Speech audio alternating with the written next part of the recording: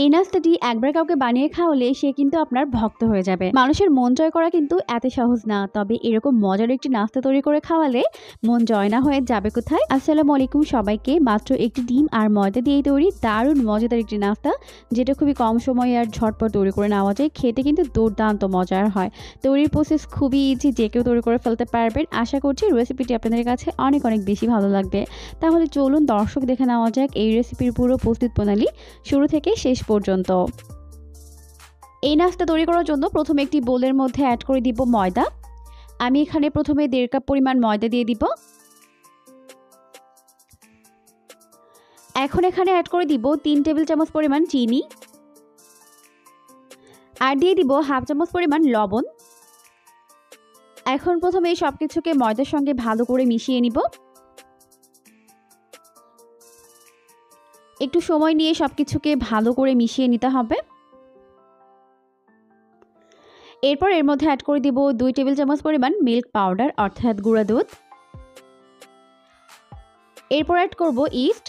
আর এই ইস্ট ছাড়া কিন্তু এরকম নাস্তা, নান রুটি, বন রুটি আপনি কিছুই তৈরি করতে পারবেন না। এই ইস্টটা এতটাই বেশি ভালো যে এটা দিয়ে ডো ফুলতে মাত্র 10 মিনিট সময় লাগে, আর খুবই অল্প পরিমাণ ব্যবহার করলে হয়। এই ইস্ট কিন্তু আপনারা আমাদের থেকে নিতে পারবেন, উপরে দেওয়া নাম্বারে কল করে বা ইনবক্সে মেসেজ করে নিতে পারবেন। পুরো বাংলাদেশে হোম ডেলিভারি পাবেন। অনেকেই বলেন আপু ইস্ট ব্যবহার করলে সেটা ফোলে না বা অনেক বেশি গন্ধ লাগে, তারা আমাদের ইস্টটা ব্যবহার করতে পারেন। এটা দিয়ে যে নাস্তা তৈরি করবেন সেটা অনেক বেশি পারফেক্ট হবে আর অনেক বেশি মজাদার হবে। তো ইস্টটাকে মিশিয়ে নেওয়ার পর এখন এর মধ্যে অ্যাড করে দিলাম একটি ডিম।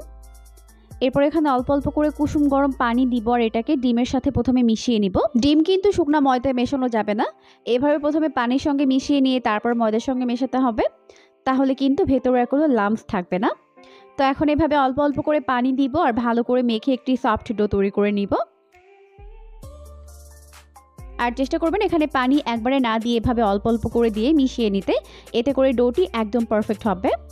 আর মেখে নেওয়ার এই পর্যায়ে কিন্তু ডোটি হাতের সঙ্গে লেগে যাবে, তাই দিয়ে দিলাম 1 টেবিল চামচ পরিমাণ সয়াবিন তেল, দিয়ে আবারও ভালো করে মেখে নিলাম। এখন এটাকে হাতের মধ্যে নিয়ে একটি গোলাকার শেপ দিয়ে নিব। এরপর উপর থেকে এভাবে একটু সয়াবিন তেল লাগিয়ে দিচ্ছে। এখন এটাকে ঢেকে রেখে দিব প্রায় 10 মিনিটের জন্য, আর 10 মিনিটের মধ্যে কিন্তু ডোটি খুব ভালোভাবে ফুলে যাবে। তো এখন ফিরে এলাম 10 মিনিট পর, আর 10 মিনিট পর দেখতেই পাচ্ছেন ডোটি কিন্তু খুব ভালোভাবে ফুলে গেছে। এখন এটাকে মথে এর ভেতরে থাকা বাতাসটিকে বের করে দিব। এরপর এটাকে এরকম একটা গোলাকার শেপ দিয়ে বেলে নিব। এটা কিন্তু খুব বেশি মোটা হবে না, আবার অনেক বেশি পাতলাও হবে না, একটা মিডিয়াম পর্যায়ে থাকবে।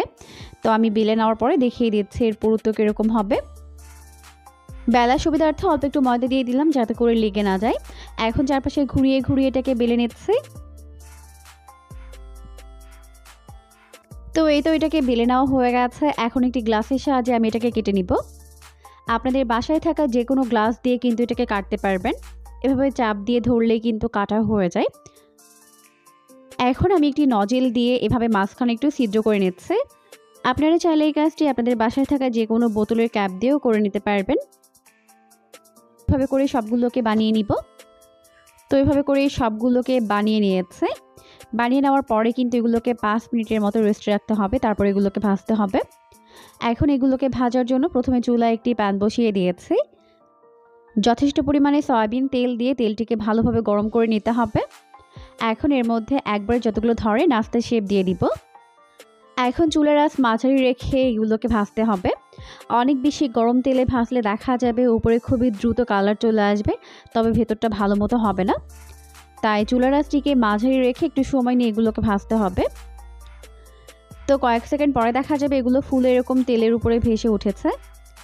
এখন এগুলোকে উল্টে দিব অপর পাশটিকে ভেজে নেওয়ার জন্য। খুবই আলতোভাবে উল্টাতে হবে। তো এভাবে একটু সময় নিয়ে নাস্তাগুলোর দুইটা সাইড গোল্ডেন ব্রাউন করে ভেজে নিতে হবে। এখন চুলার আঁচটিকে একটু বাড়িয়ে দিয়ে এগুলোকে উল্টে পাল্টে দুইটা সাইড এরকম গোল্ডেন ব্রাউন করে ভেজে নিব। তো এখন একটা সাইড ভাজা হয়ে গেছে, উল্টে দিব অপর পাশটিকে ভেজে নেওয়ার জন্য। তো এইভাবেই আমি নাস্তাগুলোর দুইটা সাইড এরকম গোল্ডেন ব্রাউন করে ভেজে নিয়েছি। এখন এগুলোকে উল্টে দিব অপর পাশটিকে ভেজে নেওয়ার জন্য। দেখতেই পাচ্ছেন এখন কিন্তু নাস্তাগুলোর মধ্যে সুন্দর একটি কালার চলে এসেছে। এখন আমি এগুলোকে উঠিয়ে নিচ্ছি।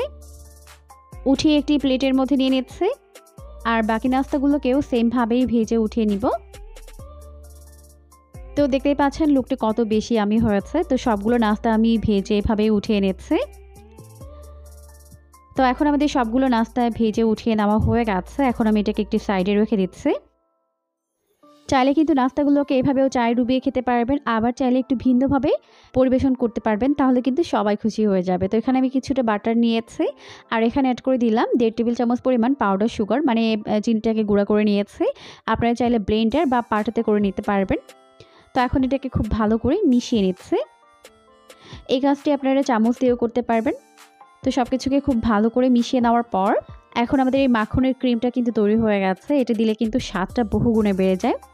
এখন একটি নাস্তা শেপ নিব, এভাবে মাঝখান থেকে কেটে নিচ্ছে।